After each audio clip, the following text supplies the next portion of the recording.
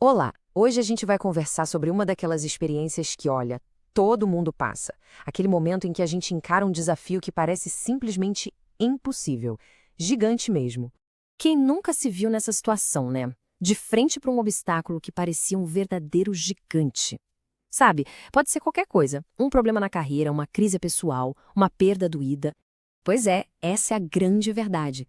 Ninguém está imune a isso. E o mais interessante é que, longe de ser uma exceção na vida, esses desafios são, na verdade, parte do que nos faz humanos. A gente pode até pensar naquela história bíblica de Davi e Golias, que é uma metáfora perfeita para isso. De um lado, um gigante todo paramentado, enorme, do outro, um pastorzinho. O resultado, à primeira vista, parece óbvio, né? Isso levanta a grande questão, né? O que faz com que algumas pessoas não só sobrevivam a essas batalhas, mas saiam delas ainda mais fortes? A resposta, gente, não é só sobre aguentar a pancada, é sobre se transformar com ela. Vamos entender como isso funciona? Então, a primeira peça desse quebra-cabeça é uma palavra que muita gente já conhece: resiliência. Aquela famosa capacidade de se levantar depois da queda, de se recuperar. Basicamente, a definição mais clássica fala em voltar ao normal. É aquela habilidade de absorver o impacto, se levantar e voltar a ser como era. Pensa numa mola, sabe? Que é pressionada e depois, pluft, volta para o lugar. Mas, olha, aqui tem um ponto super importante. Ser resiliente não é virar um saco de pancadas, sabe? Não é aguentar qualquer coisa de cabeça baixa. Muito pelo contrário. Resiliência também é ter a força e a clareza para reconhecer os próprios limites e saber a hora de dizer chega. Então, o ponto central é esse. Resiliência é um processo ativo, não é algo passivo. Envolve olhar a realidade de frente, pensar sobre ela, se adaptar e, o que é crucial, proteger os próprios limites. Ok, mas de onde vem essa força toda? Não é do nada, né? Ela é alimentada por uma série de fatores internos, bem poderosos. Vamos dar uma olhada em como isso se constrói por dentro. Olha só essa frase do campeão de MMA, Lyoto Machida, é sensacional. Ele fala daquela luta diária que a gente trava, contra si mesmo, sabe?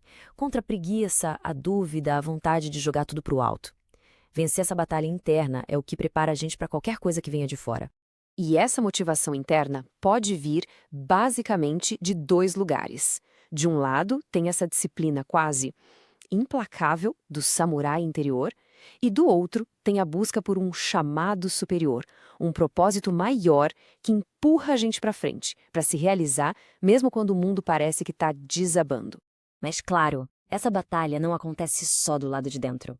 A verdade é que ninguém consegue vencer um gigante sozinho. Tem até um termo que eu acho fantástico, usado por psicólogos como a Elisa Mara Leão e o Boris Cyrulnik. Eles chamam de tutores da resiliência. Quem são? São os amigos, a família, os mentores, aquela galera que serve de porto seguro, que acolhe e dá força na hora do aperto. Esses são os pilares que sustentam a nossa força, sabe? As nossas conexões com as pessoas, nossas crenças, um senso de propósito que vai além da gente. Tudo isso funciona como um lembrete de que a gente faz parte de algo muito maior do que o nosso próprio sofrimento. E isso nos traz de volta para o Davi, lá do começo. A coragem dele não vinha só de dentro.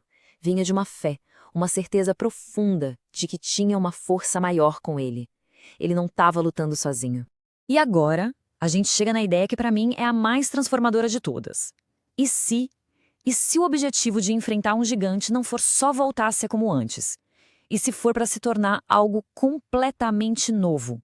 A diferença aqui é gritante. Resiliência é voltar para o ponto de partida. O crescimento pós-traumático, isso te leva para um outro nível. É a diferença entre se recuperar e evoluir. Entre saltar de volta e saltar para frente. A sacada aqui tá na expressão resultado da luta com. O crescimento não vem do trauma em si, tá? Ele vem do esforço, da batalha, para encontrar um novo sentido para as coisas, para reconstruir a própria visão de mundo depois que tudo tremeu. E alguém pode pensar, tá, mas isso é comum? Pois é. Estudos mostram que até 89% das pessoas que passam por traumas relatam pelo menos um aspecto desse crescimento. O que isso quer dizer? Que essa transformação não é coisa de super-herói. É uma resposta humana superpoderosa à adversidade. E esse crescimento aparece em 5 áreas principais. Primeiro, uma nova apreciação pela vida. Sabe, as pequenas coisas ganham um brilho diferente. Segundo, os relacionamentos ficam mais profundos, mais verdadeiros. Terceiro, a pessoa descobre uma força que nem sabia que tinha. Quarto, um mundo de novas possibilidades se abre. E por último, para muita gente, rola um desenvolvimento espiritual, uma conexão maior. E olha, isso não é nenhuma teoria nova da psicologia moderna. É uma sabedoria que tem milênios, presente em várias filosofias e religiões pelo mundo todo. Aquela ideia de que das cinzas pode sim renascer algo ainda mais forte e mais bonito. Isso tudo deixa a gente com uma reflexão final. E se aqueles gigantes enormes que aparecem no nosso caminho não forem só obstáculos para a gente superar?